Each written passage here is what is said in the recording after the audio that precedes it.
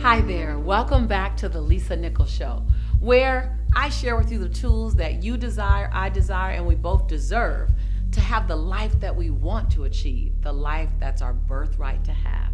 You know, I always love your comments. I always love when you take the time to write how something I said, something we shared together, how it makes you feel or how it's impacted you, or even bigger than that, better than that, how it's influenced your life forward toward transformation. So Tegan, when you commented on the episode, How to Transform Relationships Through Conversations, I was super happy. You said, quote unquote, BOL, breakthrough out loud. If you don't know what that is, our BOLs mean breakthrough out loud.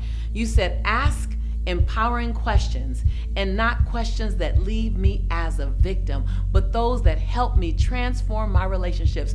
Big breakthrough. I gotta tell you, just recently, I was sitting with a friend and I went to ask him a question and I took the question back. And he said, why didn't you ask me the question? I said, because only one answer would make me feel good. And that's really not fair. It's not a question, it's a setup. You only have one way out to my happiness. And so I realized that's not a question that I should be asking.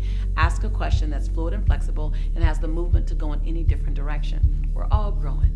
And Jeannie, you commented on the episode, How to Stay Energized When Life Gets Busy. And boy, do I know something about a busy life.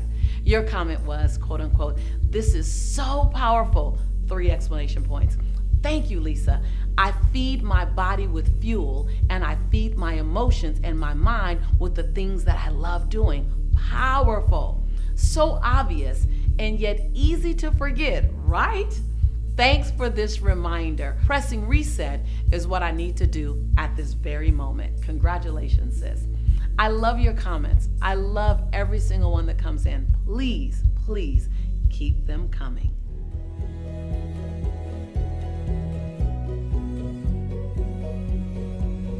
You know, the question, how do I get over feeling like an imposter, can be applied to being a great parent, can be applied to being an entrepreneur, to being in corporate America in a particular role, sometimes to being in a relationship.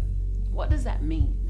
When you feel like an imposter, it means you feel like the person who's showing up, the real you, isn't good enough. So you're putting on an image, you're putting on a conversation or a skill set or a face to show the world that you're okay in the moment until you become okay in the moment. I'm not sure if I'd call that an imposter.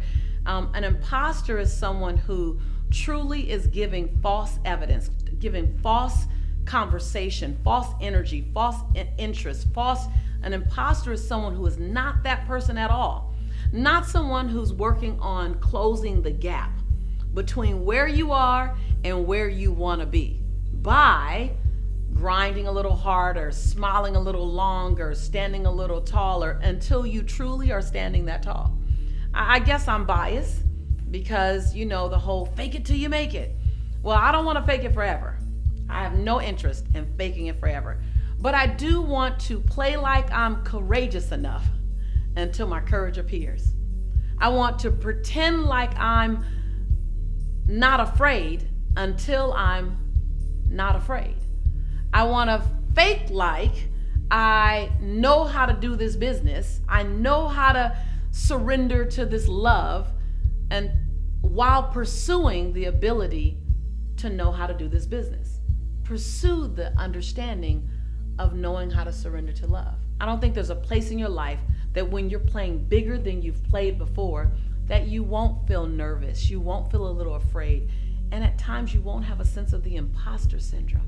What if you're not an imposter in the career you're in? You're not an imposter in the relationship. You're not an imposter in the entrepreneurial business. What if you're just learning? What if you visualize the 7-foot tall you and the 5'8", 6'1", 6'2", 5'2" version of you is still tippy-toeing to grow to that individual? I only can say that because for so many years, I felt like an imposter. I felt like they're gonna find me out. People would come to me after a speaking engagement and say, "Oh my God, you're amazing," with tears streaming down their face, hearts beating fast. They would come to me and say, "Oh my God, you just changed everything for me." And I remember going to my hotel room and I would say, "Man, one day they're going to figure me out. They're going to realize that I'm an imposter. I'm still trying to learn myself." And the greatest gift that I gave Lisa was I began to let the Lisa that was in the hotel room come out on stage with me. So when you have to stand a little taller than you actually are, when you have to smile a little longer than you actually feel like smiling, when you have to muster up courage from a place that you've never seen before and yet you're still a little nervous, please don't look at it as if you're an imposter. Look at it as if you are calling and requiring yourself to become the woman, the man you've always known yourself to be. We all have had a moment when we didn't think we were enough. We didn't know if we can do it. We didn't know if we had the smarts, the genius, the wherewithal, the courage, the charisma to do it, but we did it anyway. So I say to you, my friend, imposter, you are not. Possibility, you are. And you've always been that. Remember, this show is everything, but what it's not is a monologue. I am not interested in hearing my voice only. Boring. This show is a dialogue, a dynamic conversation between you and I, a dynamic exchange of energy, possibility, some of our issues and a lot of our joys. This is a conversation, so I'd love to hear from you. And what times have you ever thought you weren't good enough? You weren't smart enough, and yet you rose to the occasion. You surprised yourself. You became the woman, the man that you were looking for. And what moments did that happen?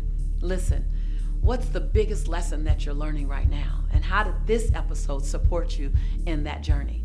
Leave a comment with me. You know I love your comments. I always read them first and foremost. And if you haven't already done so, subscribe and look out for more amazing conversation that we co-create together. Because after all, this is your home. We are your tribe. And I'm your sister in prosperity and in possibility. And when I tell you that I believe in you, and when I tell you that I love you, it's for one reason, because I do. I'll see you real soon.